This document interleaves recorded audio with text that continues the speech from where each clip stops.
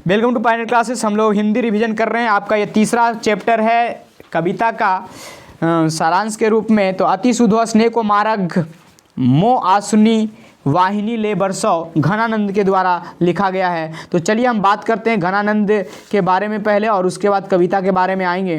तो रीति युगनी, इनको रीति युगनी काव्य में घनानंद रीति मुक्त काव्य धारा के सिरमौर कवि थे। ये पूछा जाता है घनानंद किसके सिरमौर कवि थे, तो रीति मुक्त काव्य धारा के सिरमौर कवि थे। इनका जन्म 1668 ईस्वी के आसपास 1739 में इनका नादिर शाह के सैनिकों द्वारा, ये पूछा जाता है नादिर शाह के सैनिकों द्वारा, किसके द्वारा, नादिर शाह के सैनिकों द्वारा इनको मारा गया था। ठीक है, और बाकी सब बकवास है ज़्यादा नहीं पूछा जाता है। ये तत्कालीन मुगल बादशाह मोहम्मद शाह रंगोली के यहाँ मीर मुंशी का काम करते थे। ये आपसे पूछा जाएगा ये क्या काम करते थे, मीर मुंशी का काम करते थे। ये अच्छे गायक थे और श्रेष्ठ कवि। किंवदंती के सुजान नामक नर्तकी को वे प्यार करते थे। इनके प्रेमिका का नाम क्या है, सुजान है। विराग होने पर, मतलब उससे बिछुड़ने पर ये वृंदावन चले गए और वैष्णव हो गए। देख, काव्य रचना करने लगे। सन 1739 में 1700 किधर,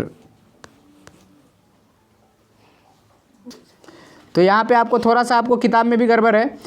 ये 1739 होगा, ठीक है, क्योंकि इनकी मृत्यु 1739 में होता है। भूत को थोड़े नादिर शाह वाला पकड़ेगा। ठीक है, तो चलिए आगे बढ़ते हैं। तो सन 1739 में जब नादिर शाह ने दिल्ली पर आक्रमण किया, तब उनके सिपाहियों ने मथुरा और वृंदावन पर भी धावा बोला और बादशाह का मीर मुंशी जानकर घनानंद को भी उन्होंने पकड़ लिया और इनसे जर 3 बार सोना मांगा।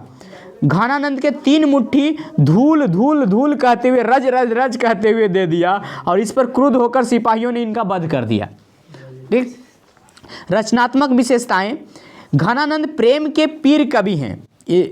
इनको प्रेम के पीर कवि बोला जाता है। ये आप याद रखिएगा। जो क्या है ना कि जो किसी को स्पेशल टाइटल मिला है ना, वो टाइटल सबसे ज़्यादा पूछा जाता है किसी को भी। जैसे ठाकुर जी किसको बोला जाता है, तो रविन्द्रनाथ टैगोर को। तो ये जब भी ऐसा आगे तो सच्चिदानंद हीरानंद बादशाह आगे, ठीक है, दिनकर तो रामधारी सिंह दिनकर। तो ये सारे जो टाइटल फेमस है ना, उस टाइटल को आप याद जरूर कर लीजिएगा। उनकी कविताओं में प्रेम की पीड़ा, भक्ति और वियोग सब कुछ है।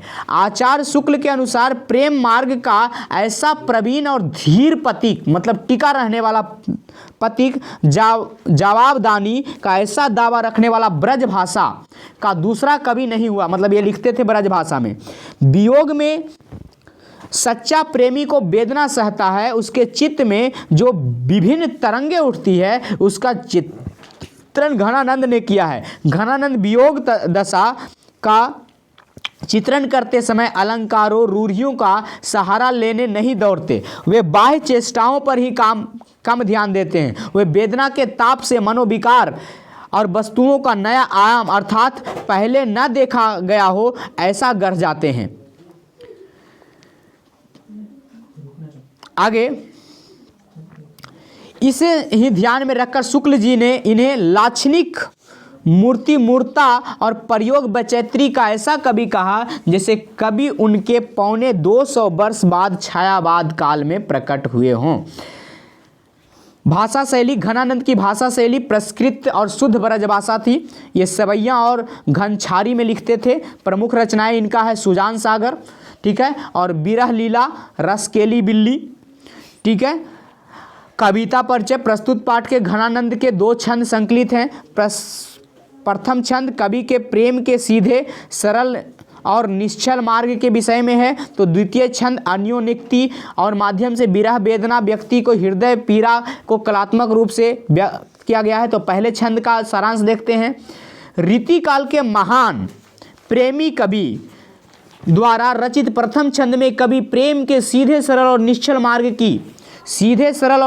मार्ग की प्रस्तावना करता है। कवि ने प्रेम के मार्ग को बहुत सरल बताया है। प्रेम के मार्ग में लेस मात्र भी छल एवं टेढ़ेपन की गुंजाइश नहीं है। प्रेम में केवल दिया जाता है, लेने की कल्पना भी नहीं होती। प्रेम जीवन का यथार्थ और आनंदमयी मार्ग है। दूसरे छंद में ये कहते हैं, रीतिमुक्त काव्यधारा के सिरमौर कवि घनानंद ने द्वितीय छंद में मेघ की अनुयोक्ति के माध्यम से, मेघ मतलब बादल, बादल की अनुयोक्ति के माध्यम से विरह वेदना से भरे अपनी हृदय की पीड़ा को अत्यंत कलात्मक रूप से अभिव्यक्त किए हैं। और इसमें कवि बादलों को संबोधित करते हुए अमृत के समान अपना प्रेम आश्रु रूपी जल को उदार बनाकर बरसाने को कहते हैं। तो इस प्रकार से आपका यह पाठ समाप्त हुआ। गुड लक दोस्तों, फिर मिलेंगे अगले पाठ में। आप बने रहें पायनियर हिंदी रिवीजन टेस्ट।